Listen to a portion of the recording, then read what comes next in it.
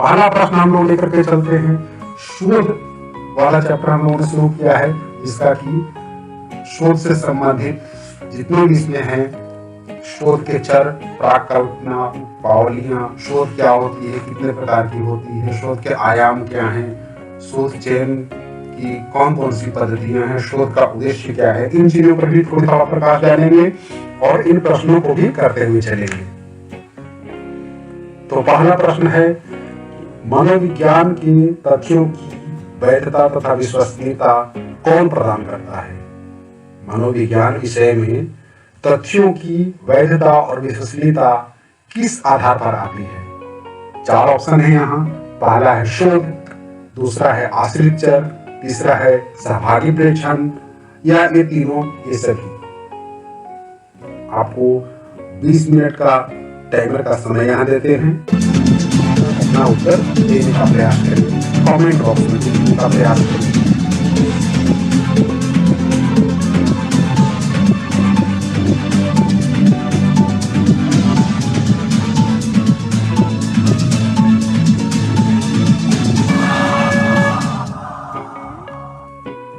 चलिए, प्रश्न का समय खत्म हो गया है, अब इसका उत्तर देख लेते हैं। इसका सही उत्तर है शोध, क्योंकि मनोविज्ञान एक विज्ञान है और विज्ञान शोध परक चीजों को लेकर चलता है। अवधारणाएं अपनी जगह हैं, विचार अपनी जगह हैं, मान्यताएं अपनी जगह हैं, लेकिन किसी भी चीज को वैज्ञानिक ढंग से जब सिद्ध कर दिया जाता है, शोधित कर दिया जाता है, तभी उस तथ्य की वैधता और विश्वसनीयता कायम होती है। चलिए दूसरे प्रश्न की ओर चलते हैं। दूसरा प्रश्न है, किसके अनुसार किसी क्षेत्र में ज्ञान अथवा सत्यापन हेतु की जाने वाली क्रमबद्ध खोज को शोध कहा जाता है? किसके अनुसार? किसने ऐसा कहा था कि किसी क्षेत्र में ज्ञान अथवा सत्यापन हेतु की जाने वाली क्रमबद्ध खोज को शोध कहा जाता है? समय शुरू होता है, अपने उत्तर कमेंट बॉक्स में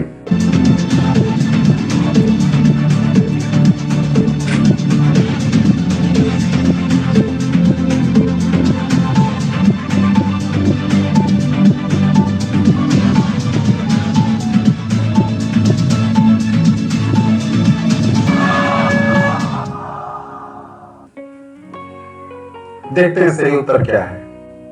सही उत्तर है जेम्स ट्रेवर। जेम्स ट्रेवर ने कहा था कि किसी क्षेत्र में ज्ञान और उसके सत्यापन हेतु की जाने वाली क्रमबद्ध खोज को शोध कहा जाता है।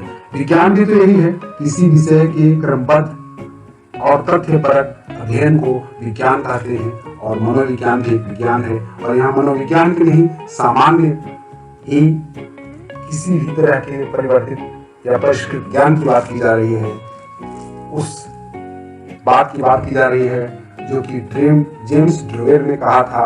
जेम्स ड्रेवर ने कहा था कि किसी क्षेत्र में ज्ञान अथवा सत्यापन हेतु की जाने वाली क्रमबद्ध खोज को शोध कहा जाता है। अगले प्रश्न की ओर पढ़ते हैं।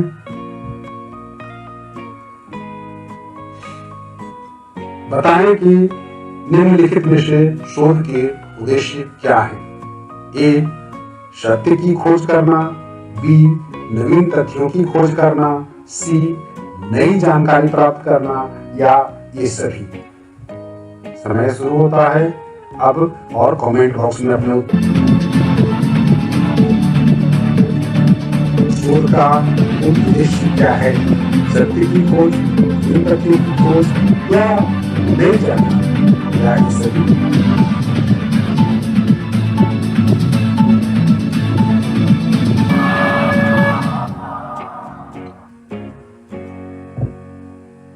सही उत्तर है ये सभी। शोध का उद्देश्य तो सब होगा ना, उससे सत्य की खोज की, नए तथ्यों की खोज की जाएगी, नई जानकारी सामने आएगी, तो ये सभी शोध के उद्देश्य में शामिल है। अगला प्रश्न है, शोध के सत्यात्मक उद्देश्य वस्तुतः खाली स्थान प्रकृति के होते हैं, जिसमें दर्शन के आधार पर अंतिम परिणाम की प्राप्ति की जाती है। प्रश्न को समझिए। शोध का वास्तविक उद्देश्य, सत्यात्मक उद्देश्य वस्तुतः क्या होता है? प्रकृति के होते हैं जिसमें दर्शन के आधार पर अंतिम परिणाम की प्राप्ति की जाती है। किस प्रकृति के होते हैं जिसमें दर्शन के आधार पर अंतिम परिणाम की प्राप्ति की जाती है? शोध का उद्देश्य किस प्रकार का होता है? ऑप्शन है ए दार्शनिक प्रकार के, बी भौतिक प्रकार के, सी सामाजिक प्रकार के, अथवा डी व्यवहारिक प्रकार के। अपने का प्रयास करेंगे कि ए बी सी डी लिखेंगे, प्रश्न संख्या एक दो तीन ऐसे करके लिखे जाएंगे तो मैं आपकी बात समझ पाऊंगा और आपको सही से आगे कर पाऊंगा।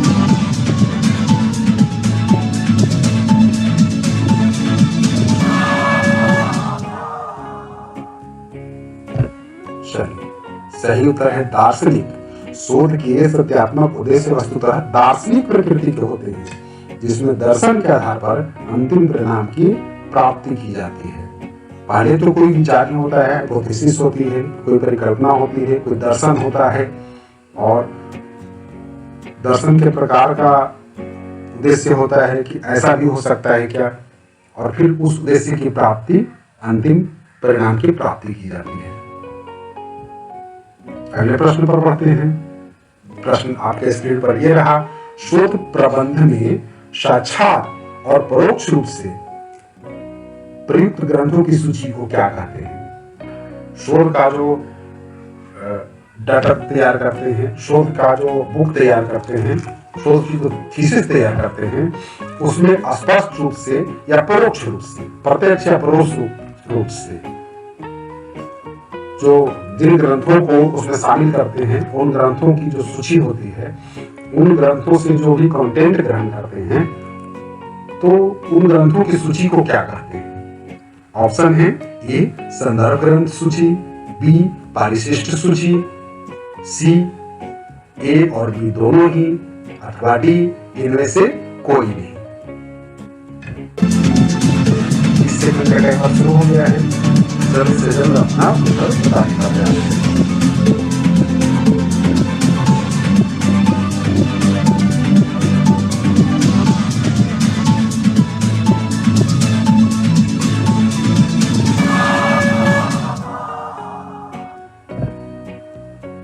सही उत्तर है संदर्भ ग्रंथ सूची। कभी आपने देखा हो कोई अगर शोध प्रबंध या थीसिस रिपोर्ट की बात नहीं भी की जाए, बहुत सी किताबें ऐसी होती हैं कि उसके अंत में या शुरू में दिया जाता है कि इसमें से कहां से रिस्पॉन्स लेकर के संदर्भों को शामिल किया गया है। ये बात अगर कही गई है तो इसका संदर्भ किस पुस्तक से है, कहां से आया है, और उसकी डिटेलिंग सूची दी गई होती है। आप विकिपीडिया वगैरह पे भी जब जाएंगे तो वहां भी देखेंगे कोई आर्टिकल होगा और कहां से उसमें प्रश्न उठा कर दिए गए हैं, उसकी डिटेल सूची उसमें दी गई है।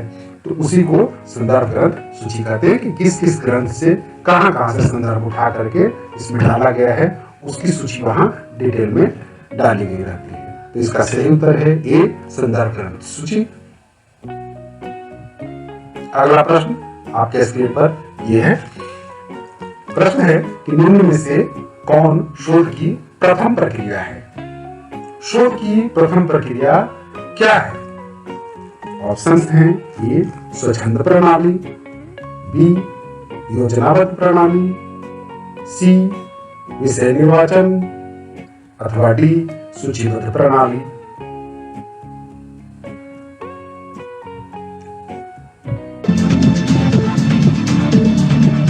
शुरू हो गया है।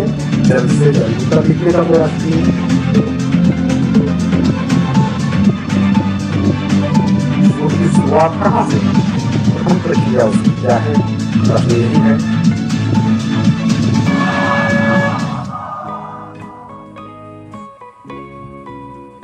और इसका सही उत्तर है विषय का निर्वाचन। अरे भाई, जब शोध की प्रक्रिया शुरू हो रही है तो सबसे पहले तो कोई विषय ही चुना जाएगा ना, विषय का चुनाव किया जाएगा, विषय वस्तु का चुनाव किया जाएगा ना। तो सही उत्तर है सी विषय निर्वाचन।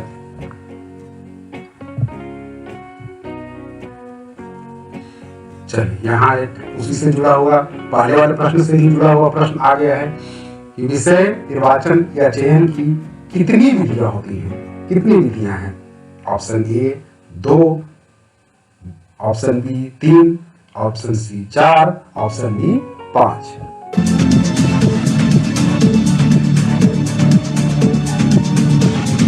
शोध के लिए विषय का चयन करते हैं, विषय का अनुवादन करते हैं, कितनी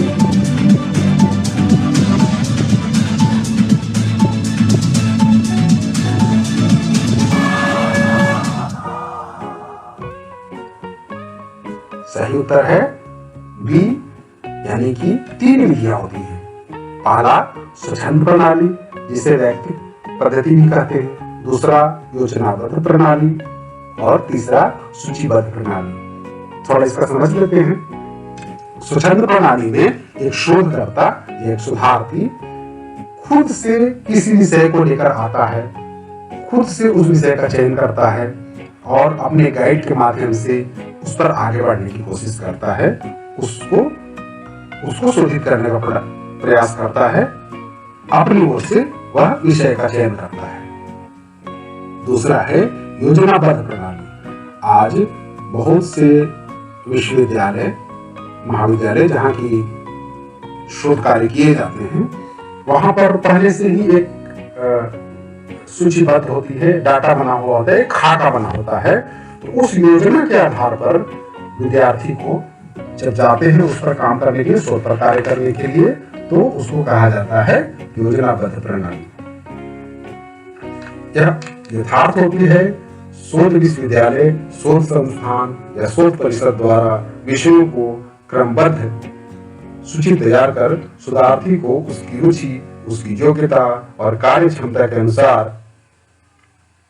पूर्व निर्मित शोध विषय सारणी में से विषय को दे दिया जाता है, तो इसको योजनाबद्ध प्रणाली कहते हैं। तीसरा जो आपका सूचीबद्ध प्रणाली है, तो जिस प्रकार जो है पहला वाला जो है स्वच्छंद प्रणाली या व्यक्तिगत पद्धति में शोधार्थी परक होती है, जो छंद है वो शोधार्थी परक, शोधार्थी खुद अपने अनुसार उसका चयन करता है। उसी प्रकार से इस जो सूचीबद्ध प्रणाली है यह शोध निर्देशित होती है। शोध निर्देशक अपनी अभिरुचि, योग्यता और विशेषता के क्षेत्रों में से विषय का चयन कर शोधार्थी को प्रदान कर देते हैं। यह पद्धति तीनों पद्धतियों में श्रेष्ठ है, क्योंकि इस पद्धति में अनुभवी शोध निर्देशक स्वपाठित शोधार्थी को की क्षमता और अभिरुचि के अनुसार विषय प्रदान करते हैं। अपने ही पढ़ाए गए विद्यार्थी को, उसकी टीचर को तो उसकी रुचि कैसी है, कैसी उसकी जानकारी है, कितने विषय उसकी गहराई में उतर सकता है, तो ये उसके व्यक्तित्व की जानकारी होती है, उसके टीचर को, प्रोफेसर को, डायरेक्टर को, और उसी के अभिरुचि के अनुसार सूचीबद्ध जो भी टॉपिक्स हैं शोध के लिए, उसमें से उसको दे देता है कि आप इसको इस पर कार्य करिए। तो ये इस प्रकार से 3 हैं: स्वच्छंद प्रणाली, योजनाबद्ध प्रणाली और सूचीबद्ध प्रणाली। भूलिएगा नहीं, आसान है, याद रखिएगा। चलिए अगला प्रश्न है, निम्न में से शोध की किस पद्धति को वैयक्तिक पद्धति कहा जाता है? अभी बताया है मैंने। निम्न में से शोध की किस पद्धति को वैयक्तिक पद्धति कहा जाता है? ए योजनाबद्ध प्रणाली, बी सूचीबद्ध प्रणाली, सी स्वच्छंद प्रणाली, या इनमें से कोई नहीं। चलिए अब इस बारे में कुछ नहीं बोलेंगे, आप बताइए कि वैयक्तिक पद्धति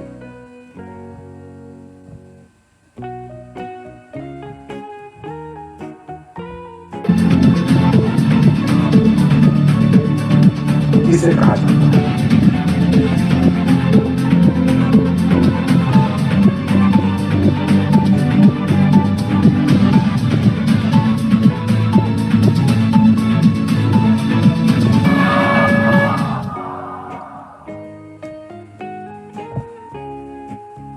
स्वच्छंद प्रणाली को, हालांकि गलती से ये उत्तर वाला पहले आप लोगों को दिख गया होगा। ऐसे भी यह प्रश्न तो आसान है। जस्ट इसके पहले हमने बताया था कि शोध की 3 पद्धतियां होती हैं: स्वच्छंद प्रणाली, योजनाबद्ध प्रणाली, तीनों का डिटेलिंग मैंने दिया था। तो ऐसे भी तो आपको पता ही चल गया होगा कि वैयक्तिक पद्धति को ही जो है उसे स्वच्छंद प्रणाली भी कहा जाता है। स्वच्छंद प्रणाली को व्यक्तिगत पद्धति भी कहा जाता है। अगले प्रश्न पर बढ़ते हैं। निम्न में से किस पद्धति में अनुभवी शोध निर्देशक स्वपठित शोधार्थी की क्षमता एवं अभिरुचि के अनुसार विषय प्रदान करता है? आप बताइए। अभी मैंने बताया है, अब आप बताइए। आपका टाइमर शुरू हो गया।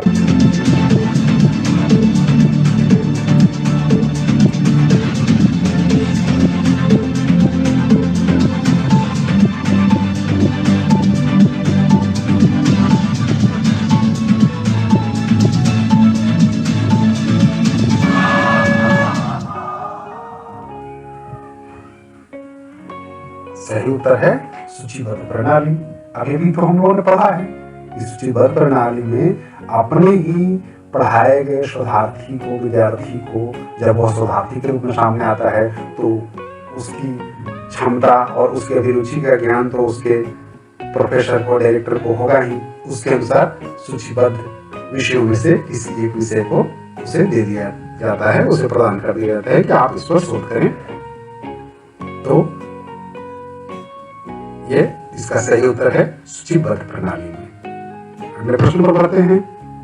चलिए, अगला प्रश्न आपके स्क्रीन पर यह है कि किस पद्धति में एक ही स्थान पर एकाधिक यानी एक से अधिक पुस्तकों से सामग्री का संग्रह कर कार्य किया जाता है?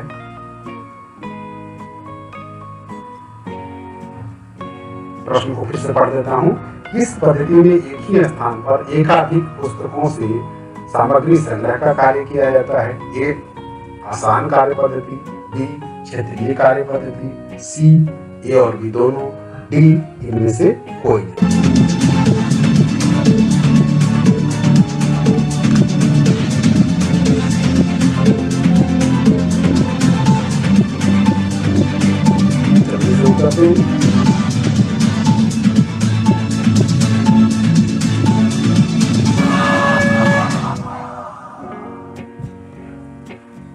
सही उत्तर है आसान कार्य पद्धति।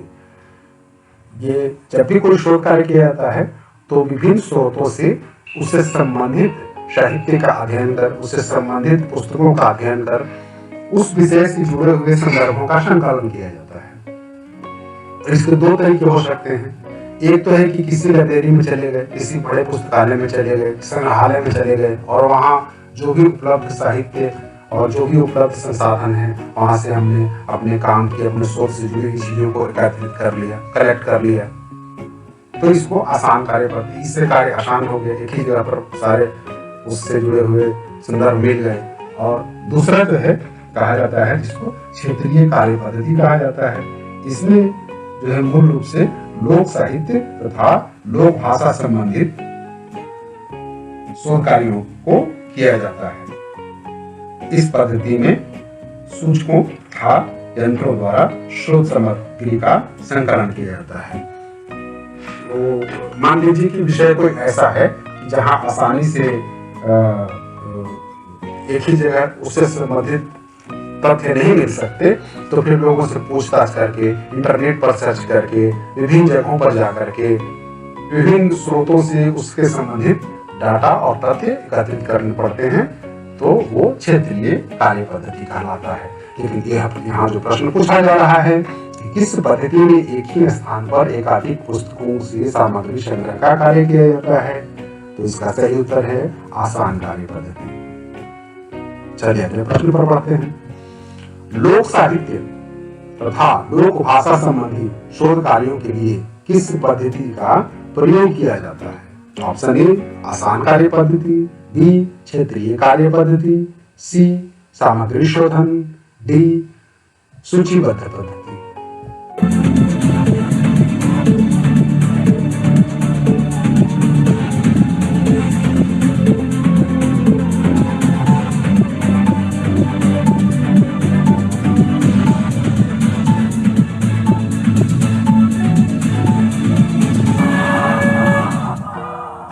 समय समाप्त हो गया है। देखिए सामग्री शोधन तो हो नहीं सकता है, जो कि सी है ये हो नहीं सकता। सामग्री का शोधन तो जब सामग्री एकत्रित कर लेंगे तब उसका शोधन करेंगे ना, तब उसका संश्लेषण करेंगे ना।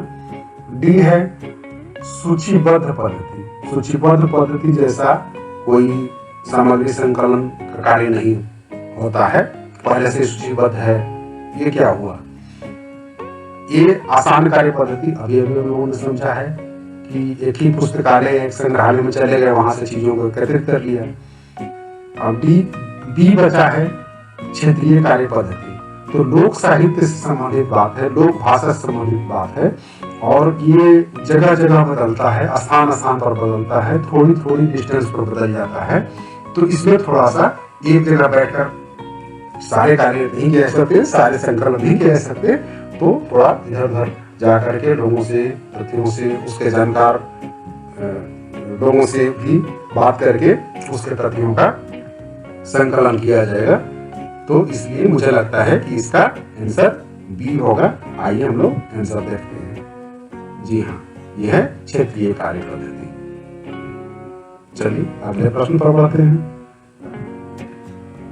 अगला प्रश्न है कि वह समस्या जिनमें सामान्य रूप से ऐसे प्रश्न उठाए जाते हैं जिनका उत्तर दिया जाना व्यक्ति की सामान्य योग्यताओं के आधार पर असंभव है, तो क्या कहते हैं इसको? चलिए पहले आप बताइए, फिर हम बताएंगे।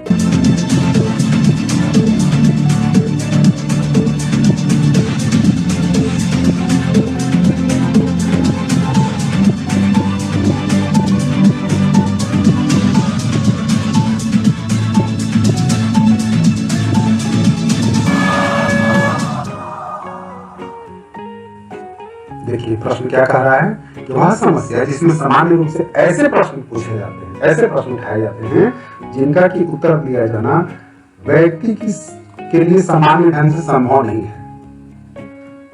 तो समस्या दो किस्म की हो सकती है। अगर साधारण भाषा में कहें तो लौकिक और अलौकिक। अगर इसी जगत की बात है, इसी स्थान की बात है, इसी धरती की बात है, भौतिक जगत की बात है, तो उससे संबंधित अधिकांश बातें इंसान को मालूम होती हैं, और उन विषयों से संबंधित अगर कोई प्रश्न पूछा जाए किसी व्यक्ति से, तो सामान्य ढंग से अपनी क्षमताओं के हिसाब से वो सही जवाब की हो जाएगा। इसका मतलब है कि वो समाधान कर सकता है, उस समस्या का, उस प्रश्न का समाधान कर सकता है। तो इसका सही उत्तर बी होना चाहिए। असमाधेय उसे कहते हैं जिसका कि सामान्य तौर पे सीधे सीधे उत्तर दिया जाना संभव नहीं है। जैसे कोई पूछ दे भगवान है नहीं है, तो कुछ लोग कहेंगे है, कुछ लोग कहेंगे नहीं है, कुछ कहेंगे ऐसा है, कुछ कहेंगे वैसा है। तो एक्चुअल एग्जैक्ट किसी चीज का जब उत्तर देना संभव नहीं है, और ऐसी समस्याएं आमतौर पर अलौकिक विषयों पर उठती हैं, जो कि हमारे इंद्रियों के या इंसानों के डायरेक्ट संपर्क में, सीधे संपर्क की बात न हो, तो वहां इस तरह के प्रश्न पैदा होते हैं जिनका कि समाधान संभव नहीं है। उस पर वाद विवाद सदियों से चलते हैं और आगे भी चलते रहते हैं। लेकिन तो प्रश्न के अनुसार अगर इस बात को समझें कि वह समस्या जिसमें सामान्य रूप से ऐसे प्रश्न उठाए जाते हैं, कैसे? समाधेय, जिनका उत्तर दिया जाना व्यक्ति की सामान्य क्षमताओं के आधार पर संभव है, तो मेरे हिसाब से उसको समाधेय कहते हैं। ये आंसर देखते हैं। जी हाँ, सही आंसर है समाधेय समस्या। आगे बढ़ते हैं। चलिए आज के लिए इतना ही। अभी ये स्टार्टिंग है। अगर आप लोगों को अच्छा लगेगा, मजे ले रहे हैं आप, अगर मजा आ रहा है पढ़ने में, बातों को समझने में, तो रिजल्ट भी मजेदार होगा दोस्तों। तो मजे लेकर पढ़ना सीखिए। जिस चीज में मजा नहीं आता है तो फिर वो पढ़ाई सजा हो जाती है, और रिजल्ट भी उसी तरह का आता है। रट्टा मार पढ़ाई से बहुतों का जीवन खराब हुआ है, समय बर्बाद हुआ है। तो रट्टा मार पढ़ाई से आगे निकलकर हम लोग इस तरह की पढ़ाई आगे लेकर के चलेंगे। आज एक छोटा सा प्रयोग किया मैंने। अगर आप लोगों को अच्छा लगा हो तो एक बार लाइक करके मेरी हिम्मत बढ़ा देना दोस्तों। बहुत बहुत धन्यवाद, बहुत बहुत शुक्रिया।